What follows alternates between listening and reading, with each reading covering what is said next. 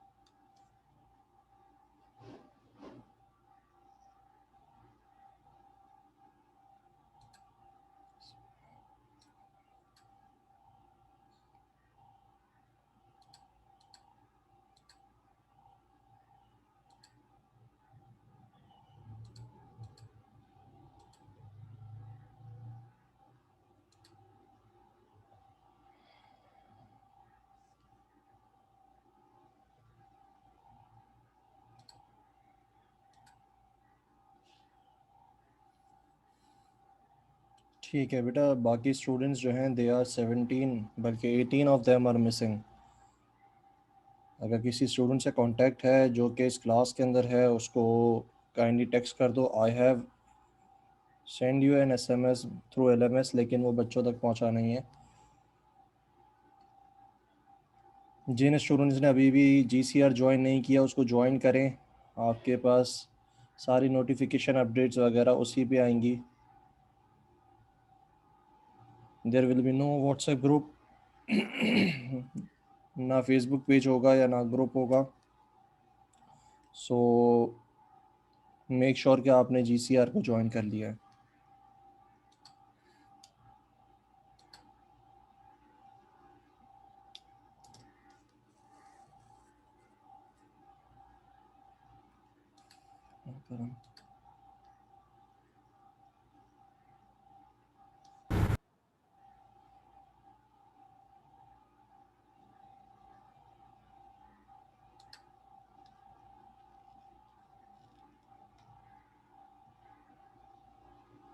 आज पहला सेशन है and this is first semester, so kindly wait कीजिएगा बाकी स्टूडेंट्स का। Let's wait for few minutes. अगर नहीं आते then we can start with the session.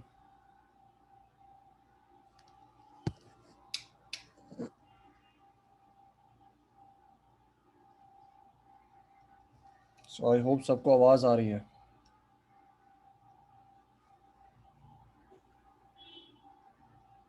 कोई एक टेक्स्ट चैट में रिप्लाई कर दे बेटा। ठीक है।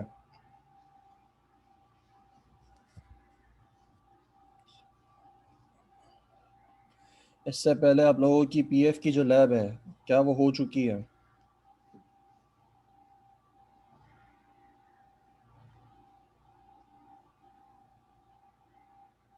Have you conducted your PF lab? इससे पहले हो चुकी है, वेडनेसडे को हो चुकी है। ओके। सो प्रोबेबली आपको अंडरस्टैंडिंग तो होगी कि what we will be doing in the session. अच्छा होगा ये कि यहाँ पे थ्योरेटिकल एस्पेक्ट आप पढ़ोगे और जो है लैब के अंदर आप उसका प्रैक्टिकल इम्प्लीमेंटेशन पढ़ोगे। ठीक है। तो वी विल ट्राई कि हम थोड़ा बहुत जो है कोड को भी यहाँ पे देख लें, लेकिन it is not a sure thing कि हम जो है लाजमी कोड को देखेंगे। वी विल ट्राई कि हम देख लें, लेकिन यहाँ पे हम थ्योरेटिकल एस्पेक्ट को ज़्यादा देखते हैं। आपकी जो प्रैक्टिकल नॉलेज है वो आप जो है लैब से इंडक्ट करोगे।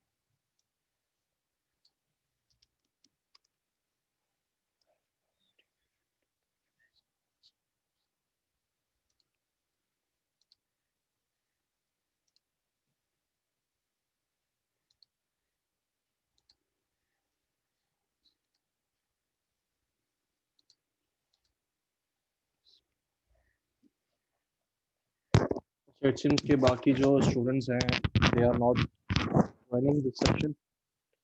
स्टार्ट करते हैं पीएफ से पहले। तो आप लोगों को पीएफ, जब आप लैब कंडक्ट कर चुके हो तो पीएफ का आइडिया होगा। तो व्हाट इज पीएफ? जी बेटा, पीएफ के बारे में क्या जानते हो, क्या समझा है, बताओ।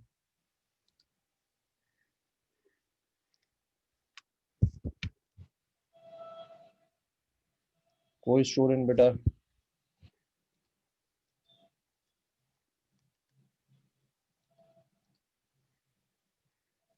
आप लोगों ने क्लास कंडक्ट भी की है या नहीं की?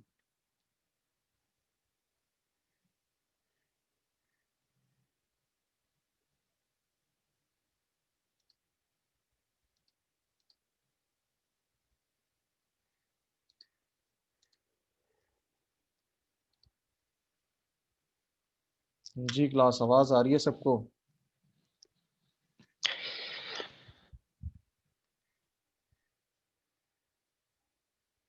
ठीक है, आवाज़ तो आ रही है, इसका मतलब।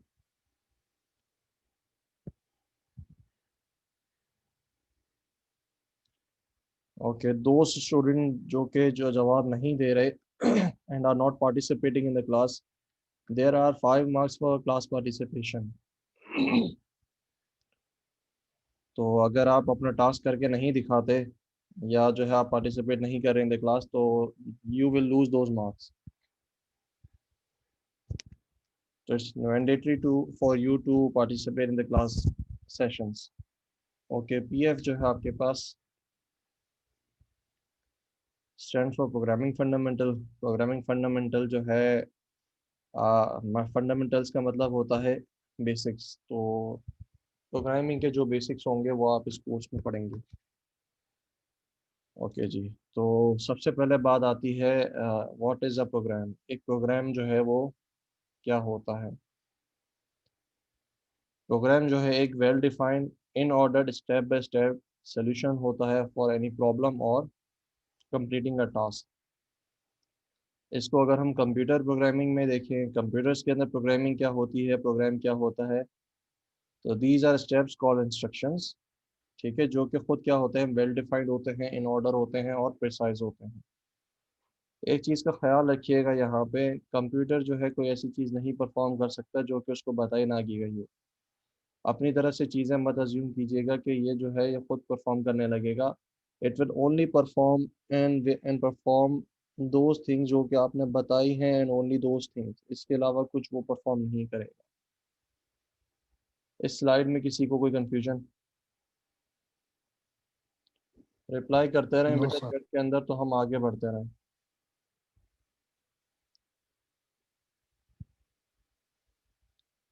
ओके। अच्छा, प्रोग्रामिंग लैंग्वेजेस की जो हैं आपके पास, जब कंप्यूटर सबसे पहले डेवलप हुआ था तो सबसे पहले प्रोग्रामिंग जो की जाती थी that was in assembly language. Assembly language में प्रॉब्लम यह है कि दैट इज़ टू कॉम्प्लेक्स, बहुत ज़्यादा कॉम्प्लेक्स है, बहुत ज़्यादा जो है लेंदी है। उसकी जो लेंथ है बहुत ज़्यादा है, बहुत ज़्यादा कोड लिखना पड़ता है थोड़े से काम के लिए। देन उसके बाद जो है जैसे जैसे टाइम पीरियड गुजरता गया, तो कंपाइलर जो है दैट वाज इंट्रोड्यूस और हायर लेवल लैंग्वेजेस इंट्रोड्यूस कर दी गई थी। हायर लेवल लैंग्वेजेस क्या हैं? दे आर द लैंग्वेजेस जो कि ह्यूमन लैंग्वेज से बहुत ज़्यादा करीब हैं। लेकिन अगर हम लो लेवल लैंग्वेज पे जाएं तो those are close to your machine languages. वो ज़बान जो मशीन समझ सकती है, उस ज़बान में जो है कोड अगर लिखा जाए तो उसको लो लेवल प्रोग्रामिंग कहा जाता है। अगर ऐसी लैंग्वेज में लिखा जाए जो कि इंग्लिश में हो या जो इंसान की लैंग्वेज के करीब हो, उसको क्या कहा जाता है? उसको हाई लेवल प्रोग्रामिंग कहा जाता है। तो प्रोसेस ये होता है, आप कोड अपना करते हो हाई लेवल लैंग्वेज के अंदर, वो कंपाइल होता है कंपाइलर के through into low level language. फिर उस लो लेवल लैंग्वेज को जो कि असेंबली कोड होता है उसको प्रोसेसर पे रन कर दिया जाता है। तो इस तरीके से आपका जो प्रोग्राम है दैट इज़ एग्जीक्यूटेड। इस स्लाइड में किसी को भी confusion? Okay, thank you so much for the reply. It's good to see you reply. Okay, तो तीन किस्म की प्रोग्रामिंग लैंग्वेजेस होती हैं बेसिकली। एक high level, middle level, low level. इन तीनों को रीड करें बेटा, क्या है?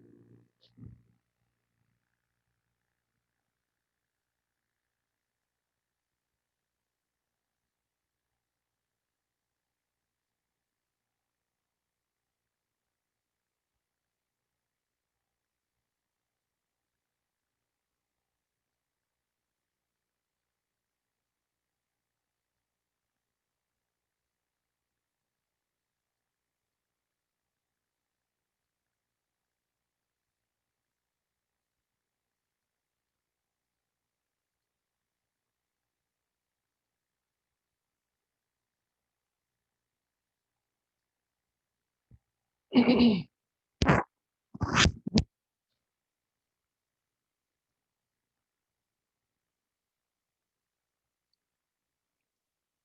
है बेटा। तो हायर लेवल लैंग्वेजेस क्या होती है? दोज आर द लैंग्वेजेस जो कि आपकी ह्यूमन लैंग्वेज से करीब तर होती हैं। इसमें जो डेफिनेशन दे रहा है वो ये कह रहा है कि उसमें पहले से वो चीज़ें सारी बिल्ट इन होती हैं जो कि आपको एक एज अ प्रोग्रामर जिनकी ज़रूरत पड़े, उन चीज़ों का पहले ही आपके पास इंटरफेस या एक्सेस दिया हुआ होता है। मिडिल लेवल लैंग्वेजेस जो होती हैं, दोज आर द लैंग्वेजेस जिसमें most of the blocks are made, जो कि आपको प्रोग्रामिंग में यूज़ करना हो लेकिन उनके उनके इंटरफेसेस नहीं बने होते। तो जिसमें सी प्लस प्लस भी आ जाती है, लेकिन सी प्लस बल्कि सी प्लस प्लस जो है वो हाई लेवल लैंग्वेज में भी आती है। C is the traditional middle level language, ठीक है। सी प्लस प्लस जो है हाई लेवल लैंग्वेज में भी आती है। सी प्लस प्लस में दोनों ऑप्शन हैं। आप मिडिल लेवल प्रोग्रामिंग भी कर सकते हैं, हाई लेवल प्रोग्रामिंग भी कर सकते हैं। लो लेवल प्रोग्रामिंग में आपके पास मशीन मशीन कोड आ जाता है, जिसमें आपके पास असेंबली लैंग्वेज आ जाती है, जिसमें आपके पास कोई भी ऐसा बिल्डिंग ब्लॉक पहले से बिल्ट इन नहीं होता जो आपको एज अ प्रोग्रामर रिक्वायर्ड होता है, ठीक है। एग्जाम्पल इसकी असेंबलर है। मिडिल लेवल लैंग्वेजेस बेटा मुश्किल नहीं होती, दे आर, देखो कोई भी लैंग्वेज मुश्किल नहीं है। आप अपने BSc के दौरान आप सारी लैंग्वेजेस को पढ़ोगे, तो मुश्किल तो कोई चीज़ भी नहीं है। लेकिन हाँ, ये कह सकते हैं कि फिजिबिलिटी ज़्यादा हाई लेवल लैंग्वेज के अंदर है कि आपको जो काम करना होता है वो आप छोटे कोड में ज़्यादा काम कर लेते हो, और जो जो आपकी लो लेवल लैंग्वेज है उसमें आपको ज़्यादा कोड लिखना पड़ता है फॉर द सेम टास्क।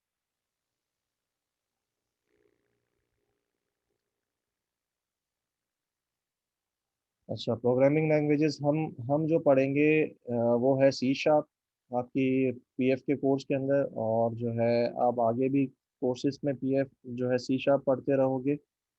कुछ कोर्सेज में आप पाइथन भी करोगे, कुछ में आप जो है C++, असेंबली लैंग्वेजेस और जावा भी मे बी यू करोगे।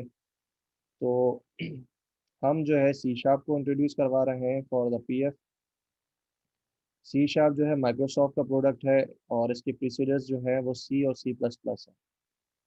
अच्छा, C# पढ़ने के वजह क्या है? जावा हम क्यों नहीं पढ़ा रहे? जावा भी जो है बिल्कुल सिमिलर है टू C#, उसमें कोई इतना सा डिफरेंस नहीं है, सिवाय एक आध या चंद सिंटेक्सिस के अंदर, ठीक है। तो it is same as C#। तो जब C# पढ़ लोगे, माइक्रोसॉफ्ट का डॉट नेट फ्रेमवर्क का आइडिया भी हो जाएगा, तो आपको C++, सी की भी अंडरस्टैंडिंग ग्रैब करने में आसानी होगी। अगर जावा की तरफ चले जाते हो तो इन लैंग्वेजेस से दूर चले जाओगे जो कि C और C++ है, तो डॉट नेट फ्रेमवर्क समझने में आपको फिर ट्रबल होगा। तो C# is the best candidate to introduce in programming languages for PF। अच्छा जी, यहाँ तक किसी को कोई कंफ्यूजन बेटा? Class, okay. अच्छा, मैंने ये बताएं, मैंने एक टेक्स्ट भेजा है, SMS भेजा है थ्रू LMS, क्या सब लोगों को वो मिल चुका है? आज सुबह का जो SMS है वो मिला है सबको? खालिद को मिल गया है, आदम हुसैन को मिल चुका है, ठीक है।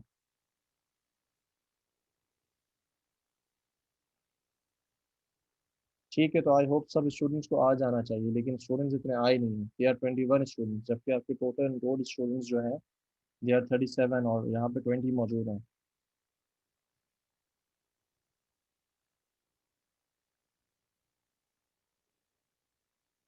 ठीक है। तो स्ट्रक्चर ऑफ इंस्ट्रक्शंस क्या होता है? आप अभी आपने देखा कि प्रोग्रामिंग क्या है, these are about the instructions जो कि आप कंप्यूटर को लिख कर देते हो, कंप्यूटर उसको परफॉर्म करता है, तो दैट इज़ अ प्रोग्राम। तो इन इंस्ट्रक्शंस का स्ट्रक्चर क्या होगा? बिल्कुल, आपने अभी तक जो मैथमेटिक्स पढ़ी है, अलजेब्रा पढ़ा है, उसकी जो इक्वेशंस हैं, ये सारे इंस्ट्रक्शंस बिल्कुल उसी की तरह दिखते हैं, ठीक है। Basic programming instruction is like a mathematical equation including variables and operators and references to other equations. इस डेफिनेशन में किसी को कोई प्रॉब्लम तो नहीं है?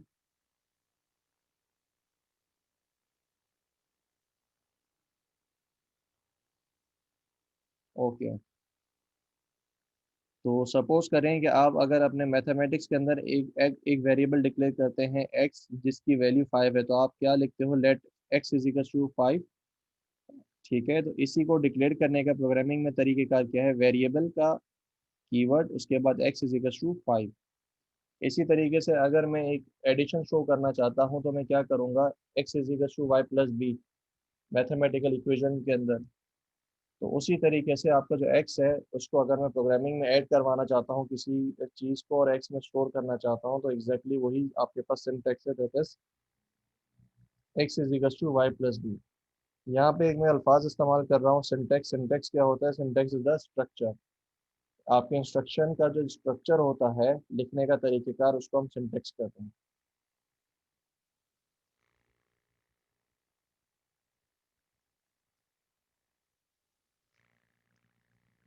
अच्छा जी, अभी हमने पढ़ा कि हमारे पास जो है हमारे इंस्ट्रक्शंस एक मैथमेटिकल इक्वेशन की तरह होंगे, जिसमें क्या क्या चीज़ें होंगी, हमारे वेरिएबल्स होंगे एज पर द डेफिनेशन। यहाँ पे देखें, वेरिएबल्स होंगे, ऑपरेटर्स होंगे और रेफरेंसेस होंगे टू अदर इक्वेशंस या इंस्ट्रक्शंस के। तो सबसे पहले हम वेरिएबल्स देख लेते हैं। वेरिएबल्स क्या होते हैं प्रोग्रामिंग के अंदर।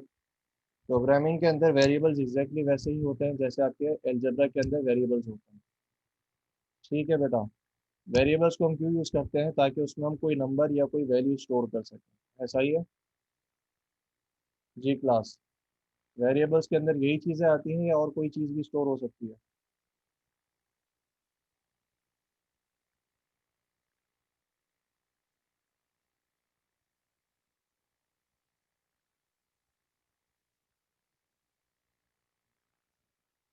ठीक है, only Farhan is replying to the questions, बाकी सिर्फ यस और नो में जवाब दे रहे हो। तो वेरिएबल्स हम देख लेते हैं, प्रोग्रामिंग में आपके पास कौन कौन से वेरिएबल्स आप बना सकते हैं। वेरिएबल्स प्रोग्रामिंग में एग्जैक्टली वही काम करते हैं जो आपकी मैथमेटिकल इक्वेशंस में काम करते हैं, फॉर स्टोरिंग अ वैल्यू। तो आपके पास कुछ टाइप्स दी हुई हैं, इसके अलावा भी और टाइप्स होती हैं, लेकिन हम पीएफ में इन्हीं टाइप को कंसीडर करेंगे। तो सबसे पहला आपका वेरिएबल आ जाता है जिसकी टाइप क्या है, इंटीजर। इंटीजर जो है किसके लिए यूज़ होता है, न्यूमेरिक वैल्यूज़ को स्टोर करने के लिए यूज़ होता है, जो कि विदाउट डेसिमल पॉइंट्स हो। ठीक है, अगर उनमें डेसिमल पॉइंट नहीं है तो उस नंबर को हम स्टोर कर सकते हैं in a integer, whether it be positive और नेगेटिव। अच्छा, नशमी अंसारी, जी बेटा बोलो।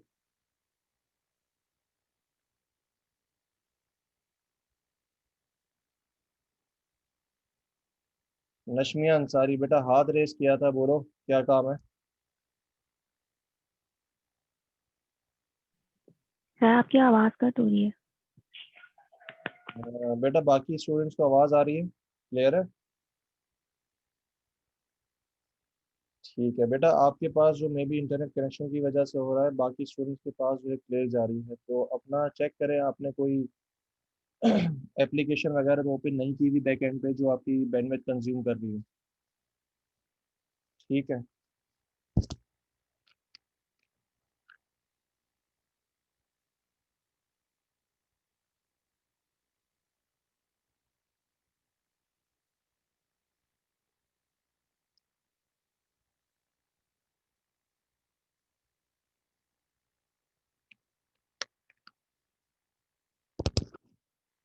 ओके। सबसे पहले इंटीजर देखिए, उसके बाद फ्लोट आता है। फ्लोट क्या होता है, फ्लोट इज अ वेरिएबल जिसमें आप न्यूमेरिक वैल्यू स्टोर कर सकते हो, लेकिन डेसिमल पॉइंट वैल्यूज के साथ। उसमें डेसिमल अगर आता है तो आप फ्लोट में स्टोर कर सकते हो। स्ट्रिंग क्या होता है, स्ट्रिंग में टेक्स्ट डेटा आता है, नंबर्स नहीं आते, इसमें टेक्स्ट आता है, A B C D E F G. ठीक है, कुछ भी अगर टेक्स्ट है तो वो उसमें आएगा। इसमें टेक्स्ट के अंदर 1 2 3 4 5 6 7 8 जो नंबर्स होते हैं वो भी टेक्स्ट में आ जाते हैं। इवन आपके स्पेशल कैरेक्टर्स जो हैं वो भी आपके टेक्स्ट में आ जाते हैं। उसके बाद बूलियन आता है। बूलियन आपके पास जो है बाइनरी डेटा को स्टोर करने के लिए यूज होता है। बाइनरी डेटा क्या होता है, इधर 0 और 1, मतलब ट्रू या फॉल्स।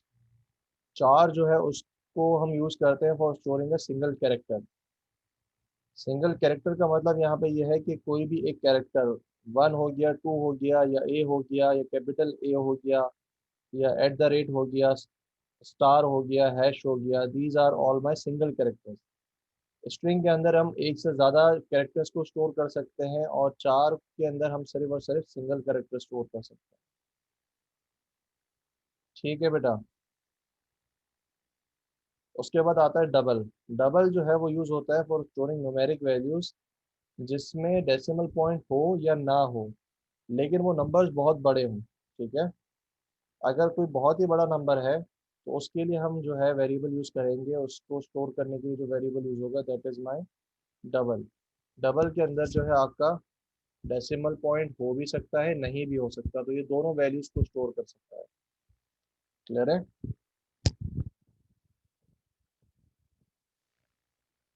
इस स्लाइड में किसी को कोई कंफ्यूजन बेटा?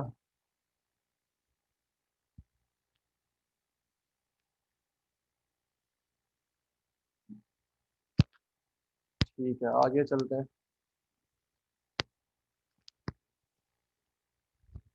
ओके। तो अब हम अगर देखें कि अगर मैं प्रोग्रामिंग कर रहा हूँ उसमें मुझे एक वेरिएबल बनाना है। डिक्लेयर का मतलब बनाना होता है। एक वेरिएबल डिक्लेयर करना है तो उसका तरीकेकार क्या होगा, आप सबसे पहले उसकी डेटा टाइप डिफाइन करते हो, फिर स्पेस, फिर उसके बाद जो है उसका वेरिएबल का नाम, फिर स्पेस इज इक्वल्स टू, फिर उसके बाद उसकी वैल्यू। तो नीचे हर एक टाइप की साथ जो है राइट साइड पे उस पर डिक्लेयर करने का या बनाने का तरीकेकार लिखा हुआ है कि प्रोग्रामिंग में इसके इंस्ट्रक्शंस क्या होंगे एक वेरिएबल को डिक्लेयर करने के। तो सबसे पहले इंटीजर को देखते हैं, एक इंटीजर कैसे बनाया जाए। तो इंटीजर के अंदर हम सबसे पहले आई एन टी इंट लिखते हैं, डेटा टाइप बता दी कि ये इंटीजर है। उसके बाद स्पेस वेरिएबल का नाम, उसके बाद इज इक्वल्स टू और उसके बाद वैल्यू। इसी तरीके से इंटीजर का एक और तरीका है जिसमें हम नेगेटिव वैल्यू स्टोर करवा रहे हैं। तो उसका तरीकेकार क्या होगा डिक्लेरेशन का, int space a is equals to -10। ठीक है। तो यहाँ पे पॉजिटिव नंबर्स और नेगेटिव नंबर्स दोनों स्टोर हो सकते हैं, लेकिन यहाँ पे ख्याल रखिएगा डेसिमल नंबर्स नहीं है। अब हम आ जाते हैं फ्लोट के ऊपर। फ्लोट में जो है आपके पास डेसिमल नंबर्स स्टोर हो सकते हैं। तो हमने क्या करा, एक वेरिएबल डिक्लेयर किया जिसकी डेटा टाइप क्या है, फ्लोट है। फ्लोट के बाद उस वेरिएबल का नाम हमने क्या रखा है, हमने वेरिएबल का नाम बी रखा है। उसके बाद उसमें हमने वैल्यू स्टोर किया की है 5.5। तो यहाँ पे आप देखें डेसिमल वैल्यू है। लेकिन फ्लोट का एक प्रॉब्लम क्या है, जब भी आप उसमें कोई वैल्यू स्टोर करते हो हार्ड कोडेड तो आपको उसके आखिर में एफ लगाना ज़रूरी होता है। ठीक है। तो यहाँ पे 5.5 और एफ हमने लिखा है। इसी तरीके से अगर इसमें मुझे एक और नंबर जो है, देखो एग्जाम्पल लूँ किस तरीके से स्टोर होगा। तो एक हमने फ्लोट डिक्लेयर किया, उसका वेरिएबल का नाम बी रखा और उसके बाद 5.0 उसमें स्टोर किया और आखिर में एफ लगाया तो वो स्टोर हो जाएगा। इंटीजर और फ्लोट में किसी को कोई कंफ्यूजन?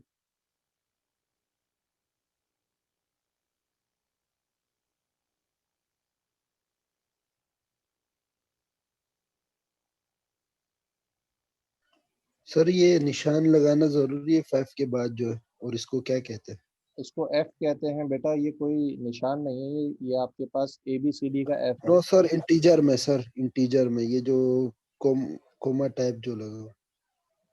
हाँ बेटा, सेमी कॉलन जो है आपको लाजमी हर इंस्ट्रक्शन के बाद लगाना पड़ता है in your C sharp. C sharp में जब भी एक इंस्ट्रक्शन खत्म होता है तो उसके आखिर में हम क्या लगाते हैं, वी यूज सेमी कॉलन। इसको सेमी कॉलन कहा जाता है, जब भी आप एक इंस्ट्रक्शन खत्म करोगे तो उसके आखिर में सेमी कॉलन लाजमी आना चाहिए। ठीक है। Thank you sir. बेटा आदम अभी नेगेटिव के चक्कर में मत पड़ो, अभी फिलहाल फ्लोट को ये कंसीडर करो कि फ्लोट में डेसिमल वैल्यूज आती हैं। कॉम्प्लेक्स चीज़ों को मत करो। उसके बाद हम जब उसको यूज़ करेंगे तो यू कैन चेक इट।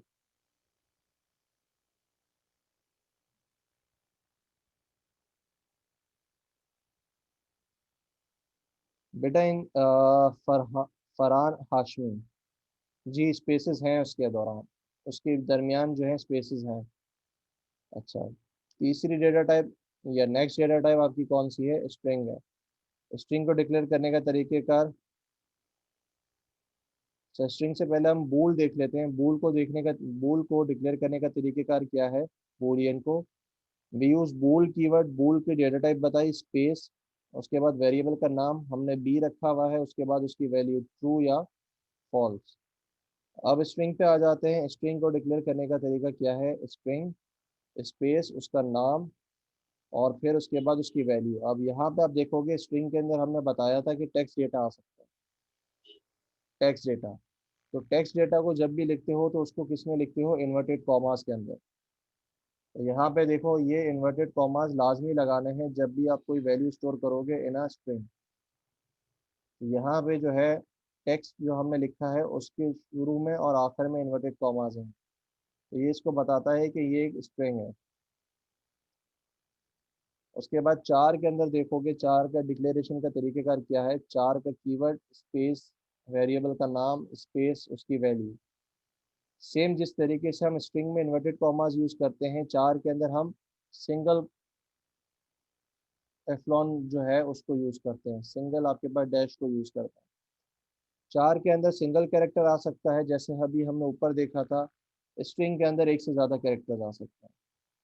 फिर डबल की तरीकेकार क्या है? डबल में डबल का कीवर्ड, उसके बाद वेरिएबल का नाम, उसके बाद वैल्यू।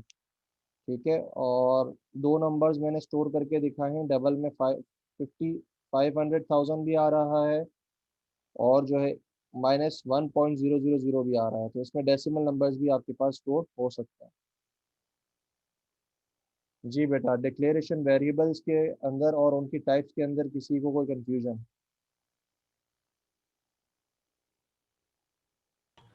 सर ये सब स्मॉल अल्फ़ाबेट में लिखना है। ओके, जहाँ पे डेटा टाइप की बात आती है वो आपके पास स्मॉल के अंदर होगा, बाकी आप सारा कुछ कैपिटल में लिख सकते हैं। जहाँ पे रिजर्व कीवर्ड्स हैं जैसे फ्लोट हो गया, और ये जो हमने फ्लोट के अंदर एफ लगाया है, इंटीजर हो गया INT, स्ट्रिंग हो गया, बूल, चार, डबल, ये सारा स्मॉल में होगा। इसके अलावा सारी चीज़ें क्या होंगी? आपकी मर्जी है, आप जिसमें रखना चाहो। अच्छा, सी शार्प में याद रखिएगा, सी शार्प जो है केस सेंसिटिव लैंग्वेज है। मतलब अगर मैं एक स्मॉल ए लिखता हूँ और दूसरा एक कैपिटल ए लिखता हूँ तो ये दो अलग अलग चीज़ें होंगी, दोनों एक चीज़ें नहीं होंगी। तो जो चीज़ स्मॉल में है उसको स्मॉल में लिखना पड़ेगा, और जो चीज़ कैपिटल में है उसको कैपिटल में लिखना पड़ेगा for reserve keywords. Reserve keywords क्या होते हैं? वो कीवर्ड्स होते हैं जो कि instructions as a instruction use होते हैं फॉर कंप्यूटर।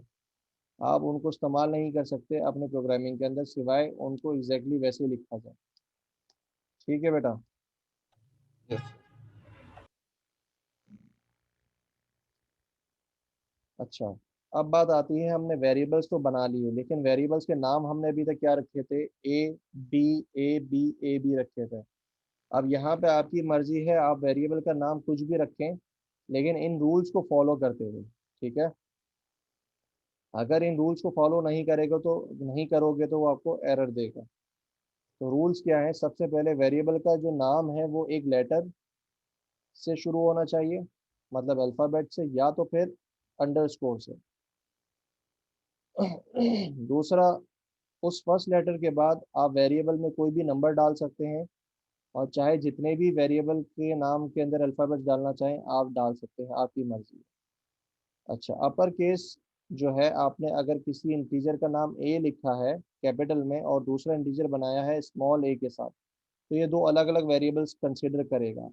ठीक है, तो यहाँ पे केस सेंसिटिव होता है। ए कैपिटल ए अलग मायने रखता है, स्मॉल ए अलग मायने रखता है। तो आप नीचे एग्जाम्पल में देखोगे कि पहला वाला इंटीजर A1 है स्मॉल के साथ, वो अलग है, और तीसरा वाला जो है कैपिटल ए के साथ है A1, वो अलग है। ठीक है, तो ये दोनों अलग अलग वेरिएबल्स डिक्लेयर हो रहे हैं। अच्छा, इसके बाद लास्ट और मोस्ट इंपॉर्टेंट पॉइंट, आप कोई भी रिजर्व कीवर्ड यूज नहीं कर सकते। रिजर्व कीवर्ड अभी बताया, वो कीवर्ड जो कि एज अ इंस्ट्रक्शन यूज होता है प्रोग्रामिंग में सी शार्प के अंदर। तो आप अपने वेरिएबल का नाम इंटीजर INT नहीं रख सकते। उससे मेरा मतलब क्या है? उससे मेरा मतलब यह है कि अगर आप अपना एक वेरिएबल डिक्लेयर करना चाहते हैं A = 5, तो यहाँ पे अभी अब नाम आपने जो नाम रखा है चैट में देखें सारे, मैंने इस वेरिएबल का नाम क्या रखा है? A। मैं इस वेरिएबल का नाम INT नहीं रख सकता, मैं यूं इसको डिक्लेयर नहीं कर सकता। क्यों नहीं कर सकता? क्योंकि इंटीजर जो है वो पहले से एक रिजर्व कीवर्ड है, तो मैं अपने वेरिएबल का नाम इंटीजर नहीं रख सकता, नाम मैं इसको यूँ कर सकता हूँ, integer string is equal to 5। क्यों? क्योंकि स्ट्रिंग भी जो है आपके पास रिजर्व कीवर्ड है। तो वेरिएबल्स के नाम डिक्लेयर करने में और वेरिएबल्स को डिक्लेयर करने में किसी को कोई कन्फ्यूजन?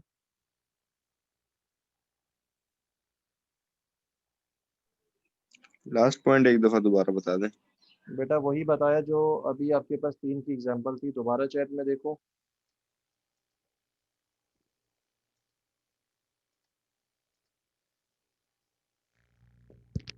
आप पहला वाला डिक्लेयर कर सकते हो, दूसरा और तीसरा डिक्लेयर नहीं कर सकते। चैट में देखें क्यों नहीं कर सकते, क्योंकि जो मैं उसके नाम रख रहा हूँ वेरिएबल के, वो वैसे ही आपके पास रिजर्व कीवर्ड्स हैं।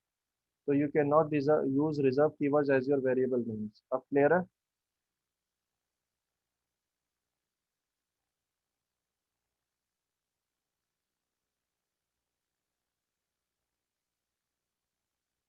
अच्छा जी, अब हम आ जाते हैं कमांड्स के ऊपर।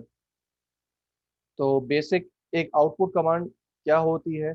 आउटपुट कमांड आपका जो आपका रिजल्ट होता है उसको कंसोल या जिसको हम कंप्यूटर स्क्रीन कहते हैं उस पर शो करता है। तो उसकी कमांड क्या है? उसकी कमांड है console डॉट राइट लाइन। यहाँ पे ख्याल रखिएगा, राइट और लाइन का जो पहला पहला लेटर है दैट इज कैपिटल।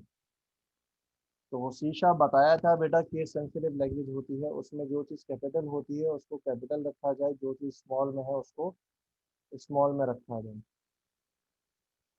तो आउटपुट इंस्ट्रक्शंस आपके पास बेसिक दो कमांड्स होती हैं, एक console डॉट राइट लाइन होती है, दूसरा console डॉट राइट होता है। राइट लाइन में जब आप इसको यूज़ करोगे तो उसके जो राउंड ब्रैकेट्स हैं उसके अंदर आप कोई भी वैल्यू पास कर सकते हो या वेरिएबल पास कर सकते हो, और उसमें जो वैल्यू लिखी होगी वो स्क्रीन पर आपको आउटपुट करके शो कर देगा। इसी तरीके से राइट के अंदर भी जो राउंड ब्रैकेट्स हैं उसके अंदर आप कोई भी वेरिएबल या कोई भी वैल्यू पास कर सकते हो और वो फिर वो आपको स्क्रीन पर उसका आउटपुट शो कर देगा। राइट लाइन जो है कमांड वो इसलिए यूज होती है कि ताकि आपका आउटपुट जो है वो लिखा जाए स्क्रीन पे और उसके बाद न्यू लाइन पे मूव कर जाए, नेक्स्ट लाइन के ऊपर। राइट जो है उसके अंदर क्या है कि वो सिर्फ और सिर्फ आपका आउटपुट जो है स्क्रीन पे प्रिंट करेगा, लेकिन न्यू लाइन पे मूव नहीं करेगा। नेक्स्ट वाला जो आपका आउटपुट होगा वो उसी लाइन पे लिखा जाएगा। अगर राइट लाइन की कमांड इंस्ट्रक्शन यूज करोगे तो वो न्यू लाइन पे मूव कर जाएगा, अगर सिर्फ राइट की करोगे तो वो कर्सर उसका वहीं पर रहेगा। ठीक है, इसमें किसी को कोई कंफ्यूजन है?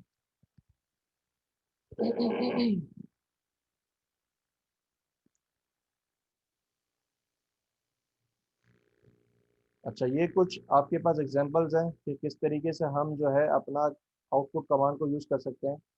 पहले वाली कमांड में देखें मैंने क्या करा है, हार्ड कोड स्ट्रिंग दी है।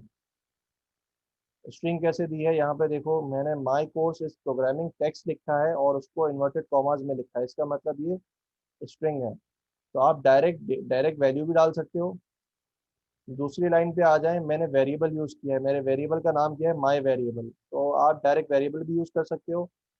थर्ड वाली लाइन पे आ जाएं, उसमें आपका जो वेरिएबल नहीं है उसमें जो वैल्यू है वो मैंने 5 लिखी है, डायरेक्ट वैल्यू जा रही है।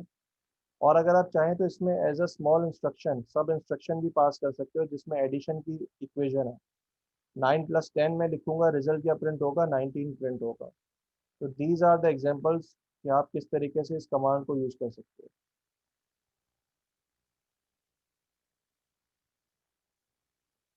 अच्छा जी, अब आ जाते हैं हमारे पहले प्रोग्राम की तरफ। तो सबसे पहले हमारा जो प्रोग्राम है उसको हम बनाने की कोशिश करते हैं। तो उसमें आपको कुछ चीज़ों का ख्याल रखना है। पहली बात, एक स्कोप क्या होता है? किसी भी सी शार्प के अंदर जो है चीज़ों को अलग एक दूसरे से डिफाइन करने के लिए कर्ली ब्रैकेट्स यूज होते हैं। ठीक है बेटा, तो दो कर्ली ब्रैकेट्स के बाद एक ओपन कर्ली ब्रैकेट और एक क्लोज कर्ली